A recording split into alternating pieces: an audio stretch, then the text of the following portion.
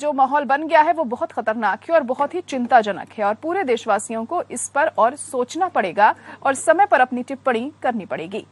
PM Modi से यही तो मांग कर रही हैं सोनिया कि आप आगे आकर अब क्यों नहीं अपील करते लोगों से, आपको कौन रोक रहा है। मैं ये कहना चाहूंगा कि पीएम मोदी को हिंसा को बढ़ावा देने वालों की निंदा करनी चाहिए। कर्नाटक के अंदर हर चीज पर, कपड़ों पर भी, खाने पर भी क्या क्या हो रहा है, तो कहां देश जा रहा है, ये चिंता का विषय है। और मैं मीडिया वालों से भी ये कहना चाहूंगा कि आप अपनी भूमिका निभाने में पीछे नहीं रहें, वरना इतिहास उनको कभी माफ नहीं करेगा। बहुत बड़ी भूमिका होती है मीडिया की।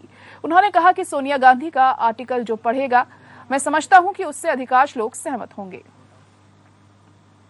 जो आज आर्टिकल लिखा है मैडम ने, वो बिल्कुल सही दिशा में है। पूरा देश चिंतित है। आज जो माहौल बन गया है माहौल, कोई माने या नहीं माने। और आज लेखक है, पत्रकार, वो लिख रहे हैं, बोल रहे हैं। इतने आज के सोशल मीडिया हो गया है, उस सब में अगर आप देखेंगे तो निचोड़ ही है कि ये माहौल जो है बहुत खतरनाक है, बहुत चिंताजनक है और पूरे देशवासियों को इस पर और सोचना पड़ेगा और समय पर अपनी टिप्पणी करनी पड़ेगी। वहीं केंद्रीय ग्रामीण विकास और पंचायती राज मंत्री गिरिराज सिंह ने कहा कि राजीविका के तहत स्वयं सहायता समूह जो भी उत्पाद बनाते हैं उन्हें वैश्विक बाजार में बेचने के लिए ई कॉमर्स और ई मार्केट प्लेटफॉर्म से जोड़ा जाए, जिससे उत्पादों का सही मूल्य मिल सके।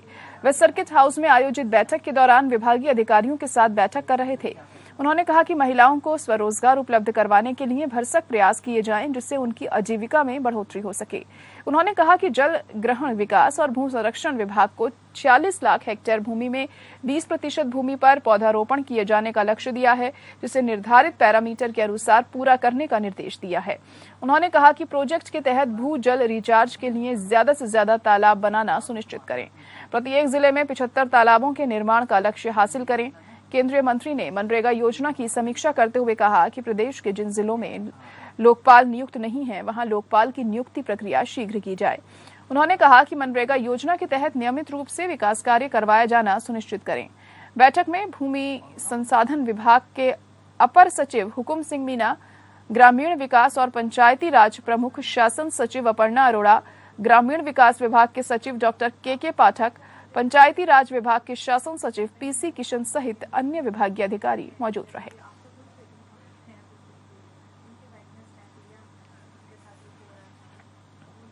वहीं राजस्थान भाजपा प्रदेश अध्यक्ष डॉक्टर सतीश पूनिया ने मुख्यमंत्री अशोक गहलोत के बयान पर पलटवार करते हुए कहा कि फिर मुख्यमंत्री का बयान सुना, लगातार उनके बयानों को सुनता आ रहा हूं। जिस तरीके से की बौखलाहट, निराशा और जिस भाषा में वे आशंका व्यक्त करते हैं देश के प्रति, मुझे लगता है कि उनको सोचना चाहिए। देश में और राजस्थान में 55 वर्षों तक कांग्रेस को शासन करने का अवसर मिला था, लेकिन देश में अराजकता, महंगाई, भ्रष्टाचार, जातिवाद, वोट बैंक तुष्टीकरण, इन सब की जनक कांग्रेस है। अशोक गहलोत भूल जाते हैं कि आपातकाल का जनक कौन है, सिखों के नरसंहार का दोषी कौन है, कश्मीर का दोषी कौन है, भारत के विभाजन का दोषी कौन है। ये तमाम बातें जिन पर कांग्रेस कटघरे में है, देश की जनता ने कांग्रेस की नीतियों और व्यवहार को नकार दिया है। इसीलिए अशोक गहलोत की good morning Bharatiya Janata party नेताओं, प्रधानमंत्री, गृह मंत्री, राष्ट्रीय अध्यक्ष, राष्ट्रीय संघ सेवक संघ, इन सब पर प्रतिदिन झूठे और तथ्यहीन आरोप लगाने से होती है। यह अशोक गहलोत की बौखलाहट है कांग्रेस के मुक्त होने की, इसीलिए वे आशंकित हैं। उन्होंने कहा कि सीएम गहलोत को कुर्सी जाने का डर भी सता रहा है। कुर्सी पर लंबे समय तक कोई काबिज नहीं होता। राजस्थान के लिए जनता ने उनको बहुत लंबे समय तक अवसर दिया है, पर मुझे लगता है कि इस तरीके की सियासी बयानबाजी से उन्हें कुछ हासिल नहीं होगा। आज फिर माननीय मुख्यमंत्री जी का एक बयान सुना। लगातार मैं उनको सुनता आ रहा हूं। जिस तरीके की बौखलाहट, निराशा और जिस भाषा में वो आशंका व्यक्त करते हैं देश के प्रति, मुझे लगता है कि उनको सोचना चाहिए कि उनको 55 वर्षों का अवसर राजस्थान में और देश में मिला था। इस देश में अराजकता, महंगाई, भ्रष्टाचार, जातिवाद, वोट बैंक तुष्टीकरण, ये सारी जनक कांग्रेस है। भूल जाते हैं वो आपातकाल का जनक कौन है, सिखों के नरसंहार का दोषी कौन है, कश्मीर का दोषी कौन है, भारत के विभाजन का दोषी कौन है। ये तमाम बातें हैं जिससे कांग्रेस को कटघरे में खड़ा किया जा सकता है। देश की जनता ने इसलिए उनको नीतियों से, व्यवहार से नकार दिया। वहीं नागौर जिले के श्री बालाजी थाना इलाके के कनेतपुर रेलवे ओवरब्रिज के पास एक युवक ने बाड़मेर कालका ट्रेन के आगे कूदकर खुदकुशी कर ली। युवक की पहचान 23 साल के छगनलाल निवासी कनकपुरा के रूप में हुई है। मौके पर पहुंची पुलिस ने शव कब्जे में लेकर बीकानेर से बाड़मेर कालका ट्रेन को रवाना किया। पुलिस ने शव परिजनों को सौंप दिया और मामले की जांच कर रही है।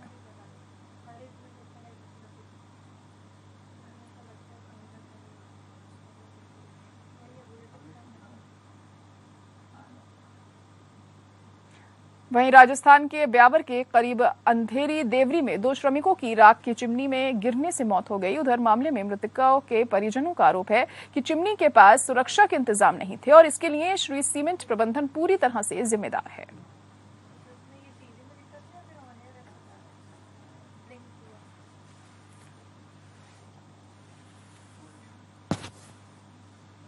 वहीं जयपुर में कांग्रेस प्रदेश अध्यक्ष गोविंद डोटासरा ने किया ट्वीट के माध्यम से कांग्रेस पार्टी के डिजिटल सदस्यता अभियान के समापन पर संबोधन। उन्होंने कहा कि मैं प्रदेश के सभी कांग्रेसजनों को इस अभियान को सफल बनाने के लिए धन्यवाद देना चाहता हूं। राजस्थान में करीब 21 लाख डिजिटल मेंबर और 19 लाख ऑफलाइन सदस्य मिलकर कुल 40 लाख से ज्यादा सदस्य बने।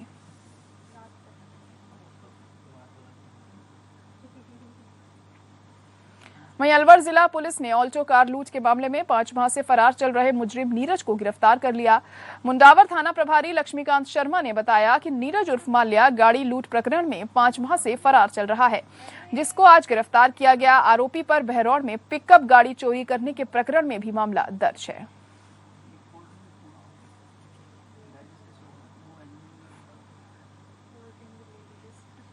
वहीं करौली में हिंडौन सिटी राजकीय चिकित्सालय में कार्यरत डॉक्टर मीणा के घर में गुरुवार देर रात अज्ञात चोरों ने चोरी की वारदात को अंजाम दे दिया। डॉक्टर विजय सिंह मीणा ने बताया कि वो गुरुवार को एक शादी समारोह में गए थे। पत्नी कोटा में मायके गई थी और जब वो वापस आए तो मकान में देखा तो दंग रह गए। घर के ताले टूटे हुए मिले और घर में रखा हुआ 30 लाख रुपए नकद और 10 लाख रुपए के जेवरात और अन्य सामान गायब मिला, जिसके बाद उन्होंने पुलिस को इत्तला दी और पुलिस तफ्तीश में जुट गई। डोर में मेरे 2500 रुपए पड़े थे, वो गायब थे। तो मैंने सोचा यार चोरी तो हुई है, तो मैं तुरंत ऊपर भागा, देखा तो वहाँ तो वो उसकी कुंडी टूटी हुई है ऊपर की रूम की, और उसमें समथिंग 30 लाख के समथिंग तो केस था, और वाइफ की ज्वेलरी थी 10-12 लाख के समथिंग, तो वो वहाँ से गया। फिलहाल एक ब्रेक के लिए रुकेंगे, यहाँ पर जल्द लौटते हैं।